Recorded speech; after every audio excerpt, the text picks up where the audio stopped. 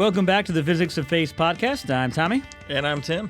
And we are in the Life of David, Part 2. So as I mentioned, we're not necessarily going through a certain book, verse by verse, like Tim and I normally do, but we kind of are a little bit, but we're focusing more on the life of David. This is kind of a different series that we're working on.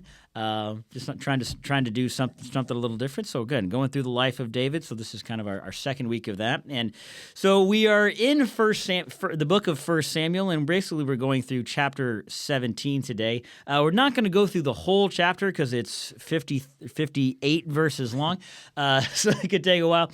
We'll set things up a little bit, and obviously this is a story here that probably most people are probably familiar with or know about, the story of David and Goliath. Yeah, and stories like that always have a way of, when you go back and look at them, you knew the story, but then when you look at them, you realize that you forgot a lot. Right. There's a lot about that you don't realize you missed. So these are always great to go back and revisit, and that's why we always encourage people to read your Bible more than once. Right. Yeah. So. Well, yeah, and there's, this and like the story of Noah and a lot of things, like you learn these early on in Sunday school or in youth, but you learn about, when you look at this story, it's David and Goliath. It's the small versus the big. It's the U.S. Olympic hockey team defeating the Soviet Union. There's a reason that in sports, like they call it a David and Goliath story because, anytime you think somebody that was completely underrated or, beat somebody that is, whatever. They call it a David and Goliath story because everybody knows it. And you learn about, hey, there's nothing. David was a young boy and he defeated this giant with a rock, and you can only do that with God, and God called him to do that, and that's where you usually start this story. But there's a lot of things in here that are, I think, more important than just knowing that. So since we're going to start in verse 17, just a few things to set up here. So obviously this is David and Goliath. Goliath is a giant. Right. But he's about 9 feet tall. 9 and 10 feet tall. So this is interesting. So depending on whose translation you look at or how they are interpreting it, he could be anywhere between 6'9" and 9'2". Right. Any of those numbers from 6'9" and 9'2" for the people of that day. Yeah, that's a giant. Right. Yeah. So even if you feel like he's probably on the smaller side, which I've heard some scholars say recently, he's still larger than everybody, and being a giant is a correct description for him. Yeah, because now 6'9", that's tall, but that's average size in an NBA. Right. Yeah. But yeah, it sounds like completely out of the realm of possibility. Like this is, and not to discount this, but like the tallest man ever, at least known recorded, was Robert Wadlow, I think was his name. He was actually from Alton, Illinois, near here, St. Louis, and he was not quite 9 feet tall. Right. So perfectly reasonable. And to understand that there was a kind of, but at the same time, like Robert Wadlow, and so this there could be something supernatural going on here. Robert Wadlow, I would never, if you know anything about his life and how he lived, you would not imagine him being able to go to battle. That's exactly right. Yeah, because he died, I think, in his mid-20s, right? And it was like a disease that he had, and he couldn't really move. You watch videos, and he couldn't really move around real well, and he had to have braces on his legs because they were so long and they grew so fast, and I think he ended up dying in his mid-20s, I think, if not early 20s. But so I see where you're going. Is that somebody that tall, you'd imagine they'd be hard to beat as a warrior. But him, he wasn't a super strong guy because of that. But in this situation, he was a big, tall, mighty warrior. It's very much different than anything we've seen. And one of the things that we have to point out here too, I think, is Goliath is from Gath, and he's considered to be from the line of Anakim, and the Anakim are considered to be descendants of the Nephilim. And so the Nephilim obviously have this supernatural element to them from the book of Genesis, where we talk about the pairing essentially of angelic beings and humans, right? Right. An interesting note on this as well, and this is just an aside, and I recommend if you're interested in this sort of thing, go look it up. Dr. Michael Heiser, I heard him talk about this. All of we talked about it in the last chapter and in the last segment. Sometimes in the scripture, God would tell people his armies to go, and it didn't always sound great. It was, kill without prejudice. You know, every place that he did this, you could trace their lineage back to something like this, right? So there was maybe something more going on there, and I'm just teasing that out there that, hey, that might be interesting for some folks to go out and look, but I think it's fair to say in tradition here, Goliath is considered more than a man, right? You know, yeah. So where we are here, we have the Israelite army and we have the Philistines, and they're basically camped against each other across the valley of Elah. And so they've got their battle lines drawn, and they're on opposite hills here. And basically every day, Goliath would come out and he would challenge and he would shout and he would challenge the Israelites. And he's like basically saying, hey, instead of us battling, let's just go one-on-one. Send out your best guy, and he can take on me. And sounds fair, right? Yeah. Yeah, because I'm 9 feet tall, and I'm sure that your tallest is not. Yeah. Well, interesting you would say that. Saul was probably the tallest. Probably, yeah. And so this kind of makes it interesting when you think about, like, Saul is shaking with fear. Yeah. Saul is possibly shaking with fear because he's oh crap, that's me. I gotta go do that. Yeah. Saul's described as being head and shoulders above everyone else. Right. So people put him in the 6 foot to 6'4" range. Right. Which means if you have Goliath on the shortest, of that scale, he is definitely the closest thing they have to Goliath. Right. Right. And Saul out here showing that he's not a good leader. Right.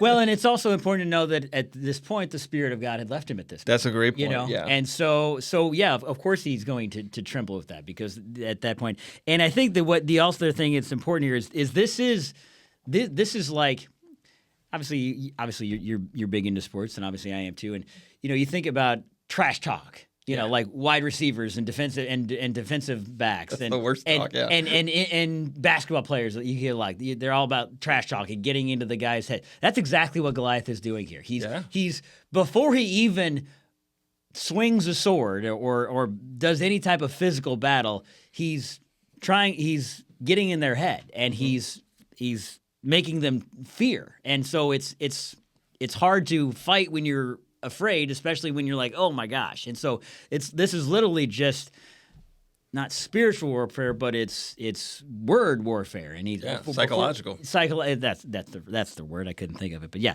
And so he does this every day for like 40 days, and every time the Israelites, they tremble and they're afraid, like, oh my gosh. So it just kind of a little bit of a backup to kind of get where we were. So we'll pick it up in verse 17. Oh, and just so we know, so David, obviously he's one of eight boys, and his father Jesse had sent his three oldest brothers. They are where are we here? Eliad, Shammah, and Abinadab. Yeah, so they're all out in the battle with Saul. Mm-hmm. And so they're all out there, and they're hearing this, and so we pick it up there in verse 17. Now Jesse said to his son David, "Take this ephah of roasted grain and these 10 loaves of bread for your brothers, and hurry to their camp. Take along these 10 cheeses to the commander of their unit. See how your brothers are, and bring back assurance from them. They are with Saul and all the men of Israel in the valley of Elah, fighting against the Philistines." Early in the morning, David left the flock in the care of a shepherd, loaded up, and set out as Jesse had directed. He reached the camp as the army was going out to its battle positions, shouting the war cry.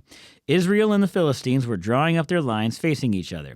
David left his things with the keeper of supplies, ran to the battle lines, and asked his brothers how they were. As he was talking with them, Goliath, the Philistine champion from Gath, stepped out from his lines and shouted his usual defiance. And David heard it. Whenever the Israelites saw the man, they all fled from him in great fear. So years ago, I was in a Bible study, and a person pointed out to me that one of the things that they quote to themselves a lot is focus on the cheese. And they get that from this story, and so it's something that I've kind of remembered, and I tell myself a lot. So focus on the cheese. What does that mean? So David didn't get up this morning and go out to battle to fight Goliath. That wasn't his plan. He didn't know that was the case. All that really happened was his father Jesse had his 3 sons out on war. He says, "Hey, those guys are going to be hungry. They need nourishment. They need refreshment. They need energy. Take this food out to your brothers. See how they're doing.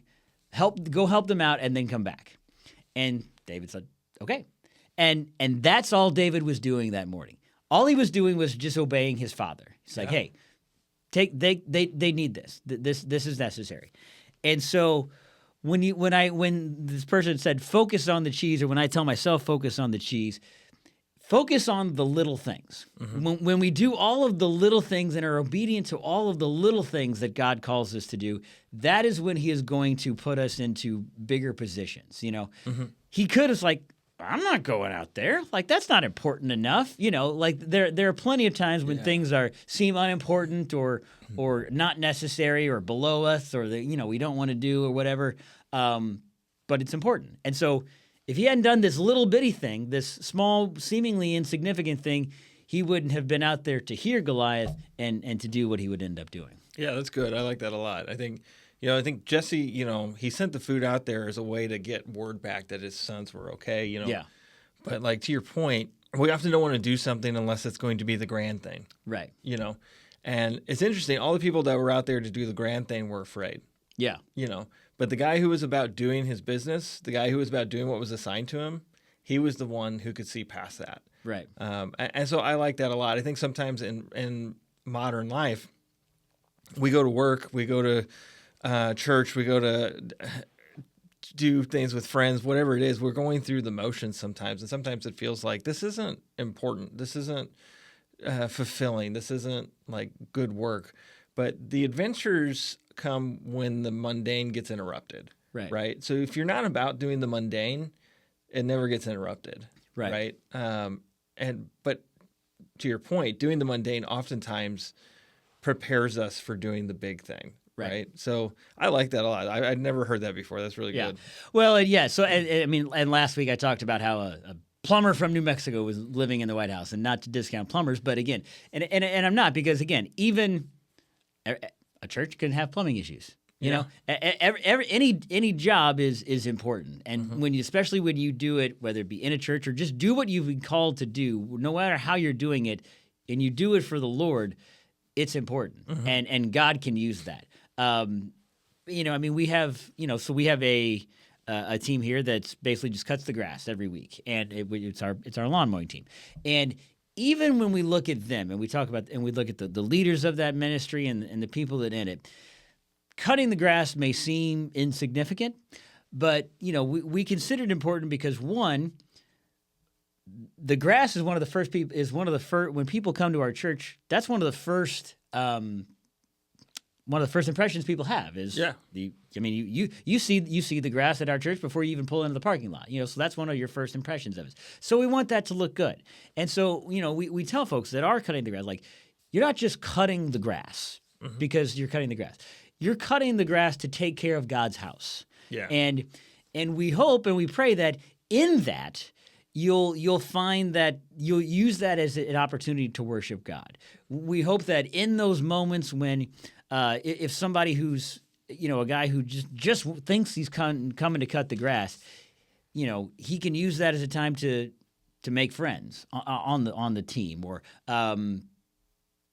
just even it's like, hey, this is why you do this, and this is why important. And so when you're doing something for the work of the Lord, everything is important. And like you said, it's in the mundane and the every other the daily things that so often, the biggest things happen. We have our biggest realizations, for sure.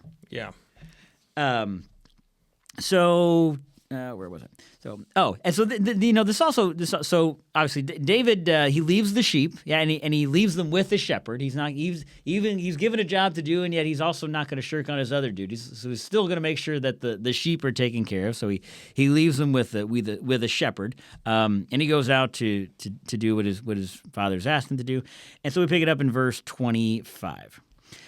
Now the Israelites had been saying, "Do you see how this man keeps coming out? He comes out to defy Israel. The king will give great wealth to the man who kills him. He will also give him his daughter in marriage and will exempt his family from taxes in Israel." David asked the men standing near him, "What will be done for the man who kills this Philistine and removes this disgrace from Israel? Who is this uncircumcised Philistine, and that he should defy the armies of the living God?" They repeated to him what they had been saying and told him, "This is what will be done for the man who kills him." When Eliab, David's oldest brother, heard him speaking with the men, he burned with anger at him and asked, "Why have you come down here, and with whom did you leave those few sheep in the wilderness? I know how conceited you are and how wicked your heart is. You came down only to watch the battle." "Now what have I done?" And David said, "Can't I even speak?" He then turned away to someone else and brought up the same matter, and the men answered him as before. What David said was overheard and reported to Saul, and Saul sent for him. David said to Saul, "Let no one lose heart on account of this Philistine. Your servant will go and fight him." Saul replied, "You are not able to go out against this Philistine and fight him. You are only a young man, and he has been a warrior from his youth."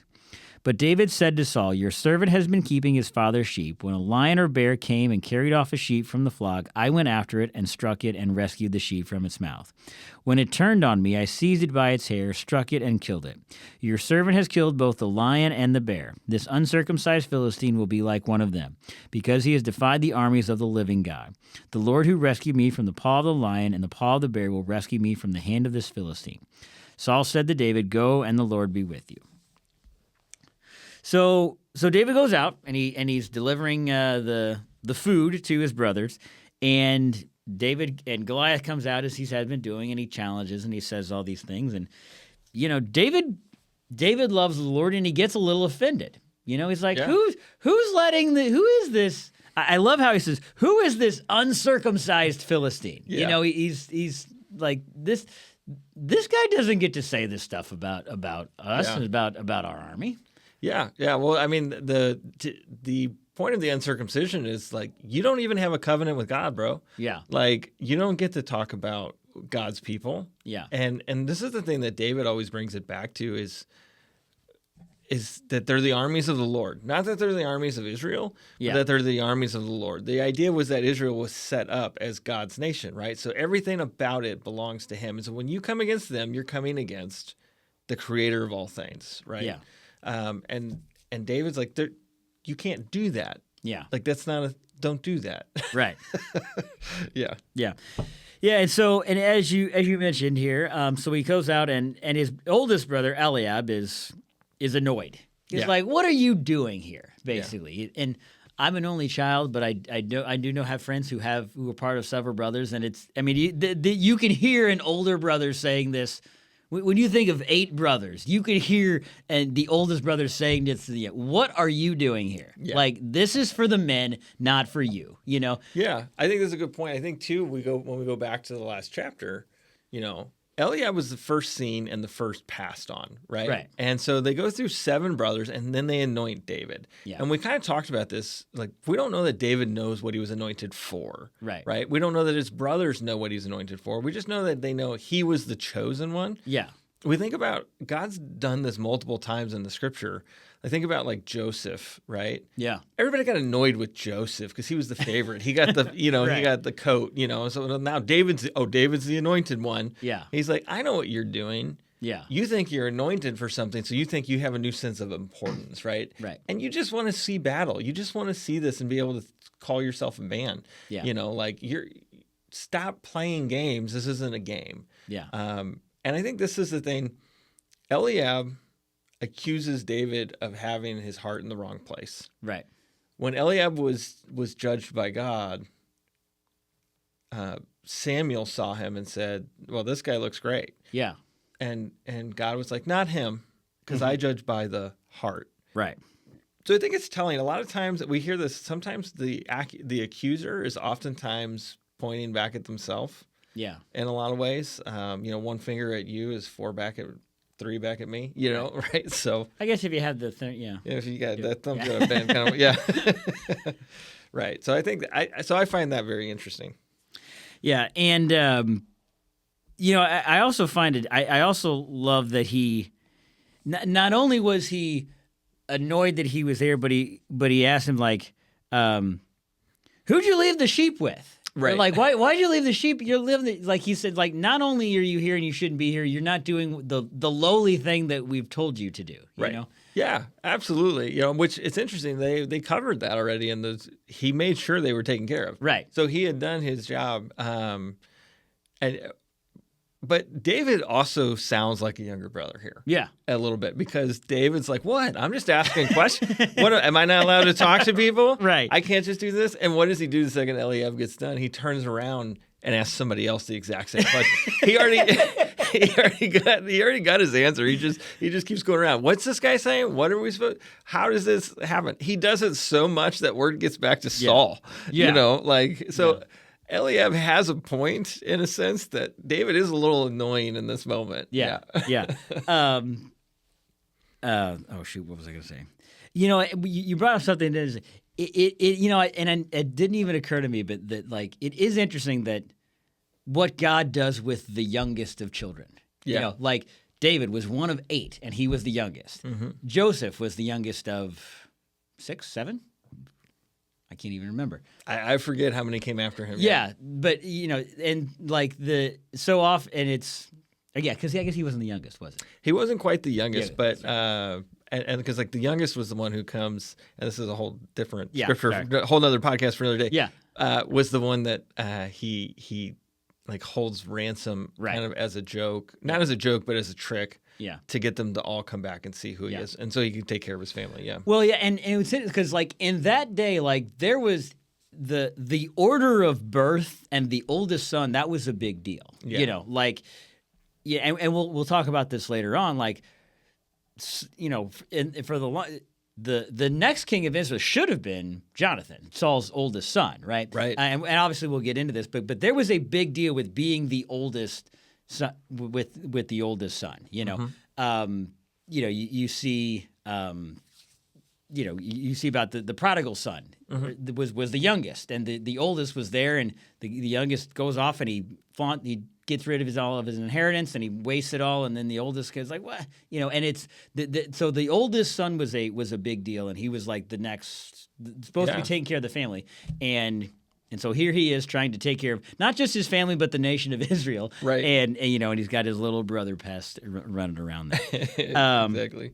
Yeah, and so what's interesting is not only did he doesn't have so David, and not only is he not supported by Saul and by the rest of the year, but by his own family. Like, you would think that, like, you would imagine that, they see this young boy come up there and like, this guy's not going to do anything, but you would hope like, oh well, you'd hope maybe his own brothers would believe it, and his own brothers don't even believe him either. But and even in his brother's harshness, like we look at how Saul says it. Saul's not harsh on David. Saul is like, I don't want you to die. I don't want. Yeah. And I think that's something for us to keep in mind is people will sometimes try to stop us from doing what God has called us to, or from doing what we know is right. Mm-hmm. And they'll say, look, you've got other things to worry about. You need to be concerned. I remember I was talking to a friend about an issue. I was at work, and I thought the Holy Spirit was telling me to try to pray with somebody that was a customer, and I didn't because I was afraid of the repercussions, right? Right.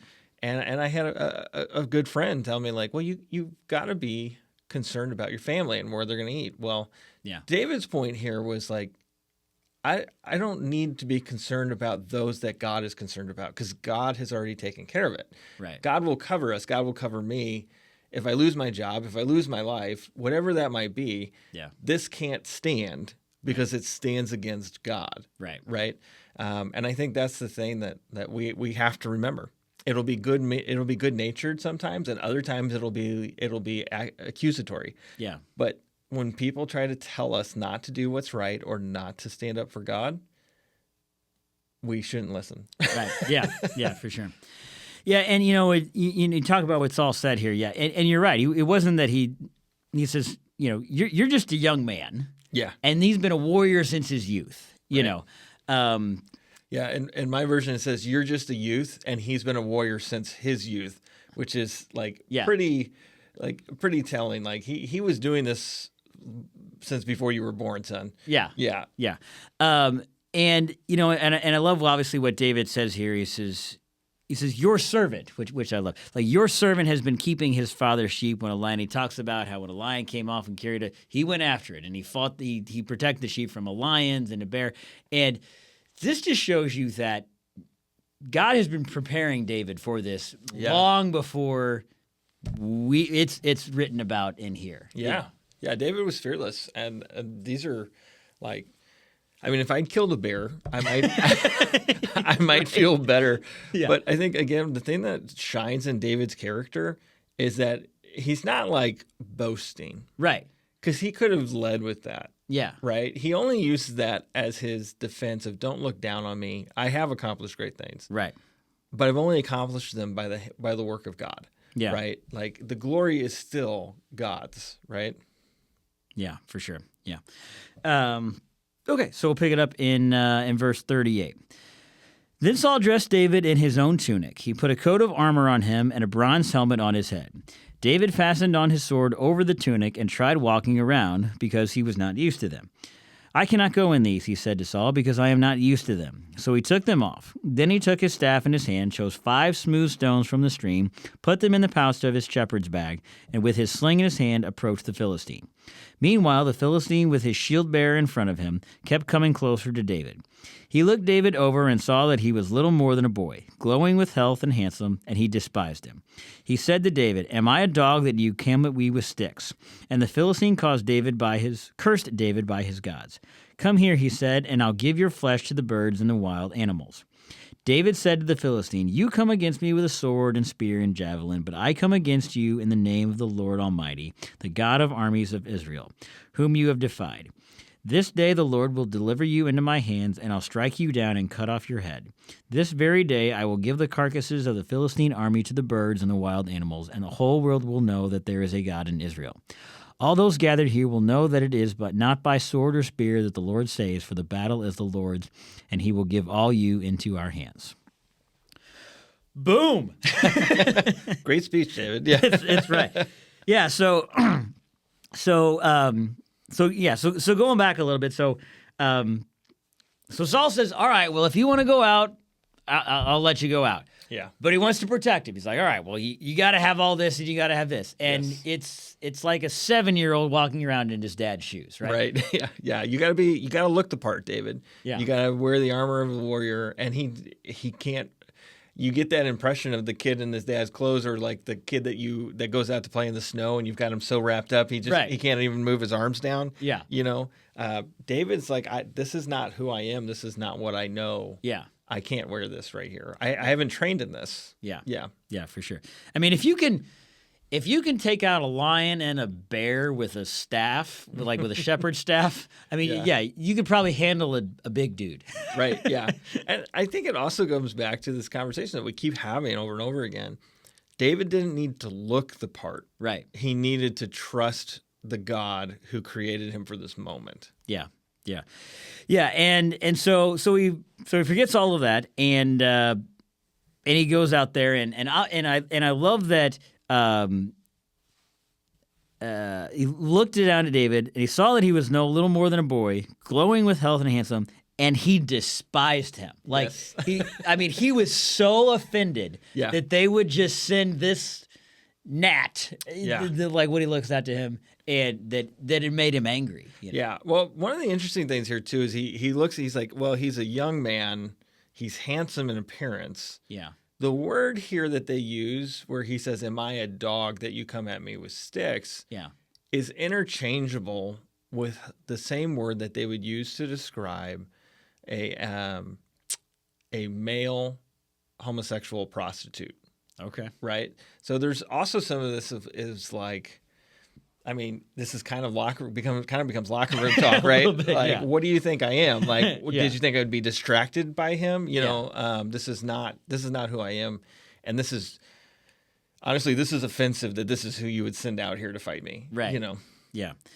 Yeah. And so, David, as we can already know, David is obviously filled with the Spirit. And what he says here is like, it doesn't matter what I look like and what I come at you with, because I come at you with something that you cannot see. Yeah. And that is with the army of God, with the Spirit of God behind me. Doesn't matter that I don't have a sword. Doesn't matter that I have a javelin. That I don't have it doesn't matter that I'm 4'8".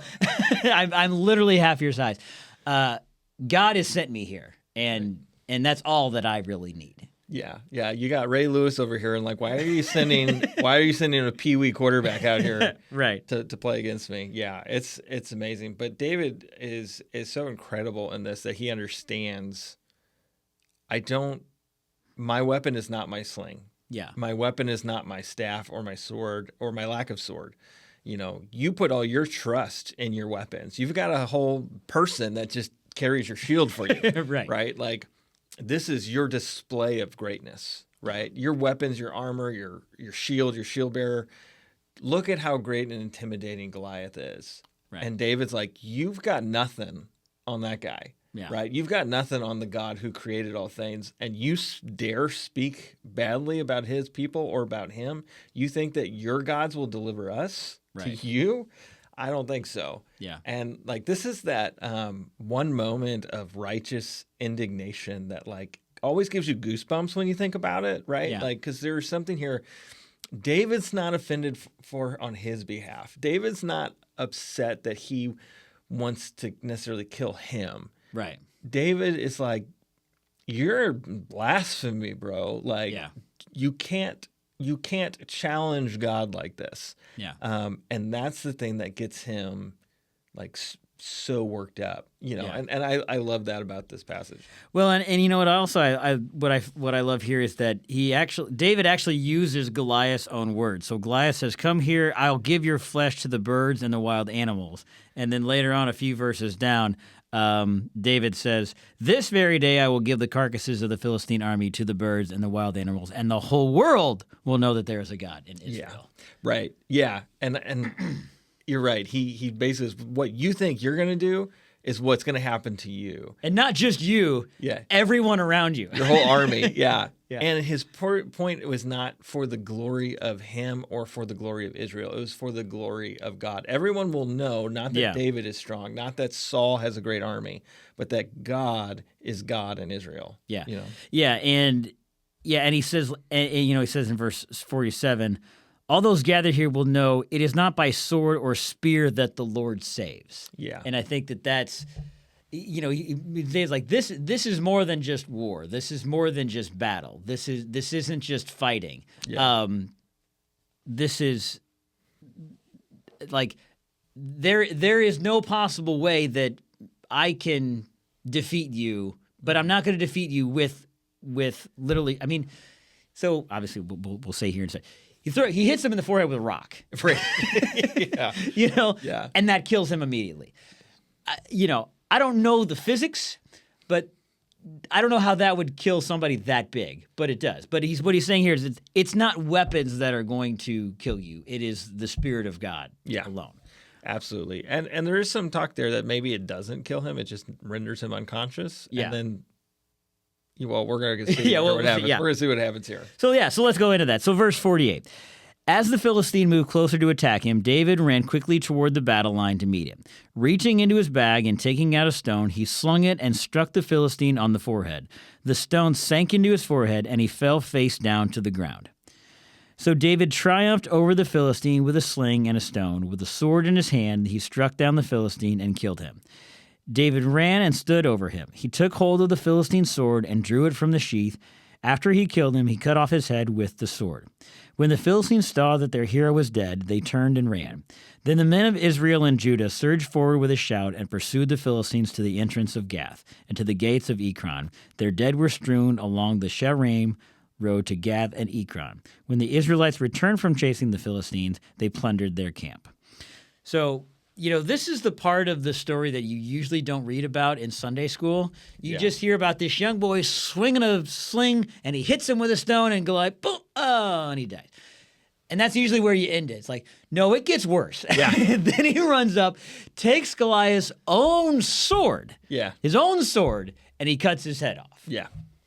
Yeah, I talk about disrespect, Yeah. And then not just that. Like, I think we like to look at moments in our life and think about the Goliath moments in our life and overcoming the giant in our life and defeating that thing. There's still a battle that happens afterwards, right? Yeah. And the enemy's in retreat, but there's still work to be done too, right? And you're right. And there's probably a good reason we don't talk about this in Sunday school is because it can get kind of graphic here. Yeah. Yeah. Well, it's again, I think that every word is in the Bible is important. And he says, David triumphed over the Philistine with a sling and a stone, with a sword in his hand. He struck down the Philistine and killed. Like, it wasn't that. It was simply this rock. And you pointed out, did the rock actually kill him? Maybe, maybe not. But it hurt him enough that he fell face down, and it defeated him. It defeated him. Yeah. It silenced him for sure. Now, we don't want to slander a good slingshot artist. So, go for sure. Yeah, go look up some YouTube videos later on slingshots, and there's some. Yeah, those are dangerous. Yeah. And it's also important to, like, when I think of a slingshot, I think of a piece of wood with two prongs and a thing with a big rubber band, and this was something completely different. Yeah, this was who knows how big the rock was? It's probably a pretty decent sized rock, but this is one where you fling around your head and you kind of let go of the one end, and then it lets go. Yeah, and to be that accurate, that's pretty impressive. Yeah, absolutely. But so here's the thing that I think is hilarious about this story. So Goliath comes out, right, and all these men tremble at what he says. And then this little boy walks out, hits him in the head with a rock, cuts his head off, and all the other guys like, yeah, let's get him! Like, well, you got to, I can't imagine how pumped oh, yeah, for sure. the Israelites are at this moment, because they're like, wait, the shepherd kid took him out without any armor, without looking like a warrior. He went out and took him out. And that was their toughest guy. Yeah.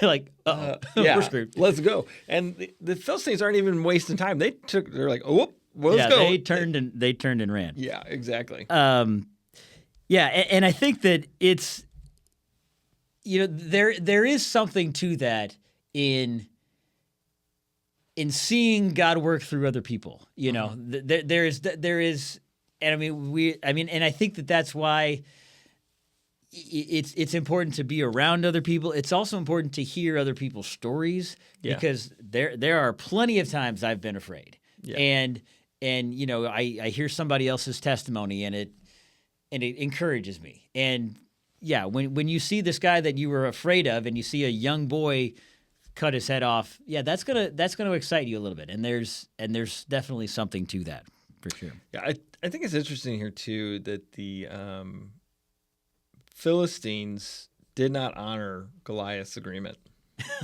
Right. Yeah, maybe there wasn't an official acceptance of it or something, but Goliath was like, hey, let's fight so everybody doesn't have to die. Yeah. And what did the Philistines do? They're like, oh, we're not submitting. And they run, they're afraid, but they don't honor that agreement. Yeah. So obviously the Philistines turn tail and run. The Israelites chase them down, and basically they waylay them, and then they come and plunder their camp. So they kind of do what Saul was supposed to do to the Amalekites. That's a good point. Yeah. That Saul didn't do, that got him in trouble. So we'll finish up here, verse 54. David took the Philistines' head and brought it to Jerusalem. He put the Philistines' weapons in his own tent. So Saul watched David going out to meet the Philistine. He said to Abner, commander of the army, Abner, whose son is that young man?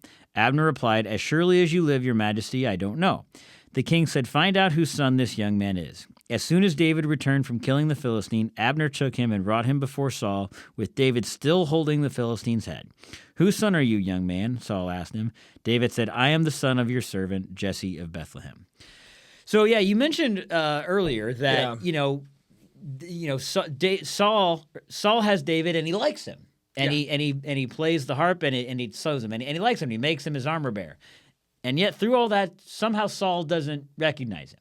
And so there's a lot of ways that they can look at that. They can think there's beliefs like, well, the Spirit had left Saul. Saul was also probably getting a little bit older, and so I mean, shoot, I know older people, like you introduce yourself to them like 3 or 4 times.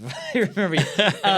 But you also David is doing something here that is completely outside of the way Saul had already seen him. Yeah. Saul had seen him as this young shepherd boy that played the harp. Yes. And here he is holding a giant's head. Right.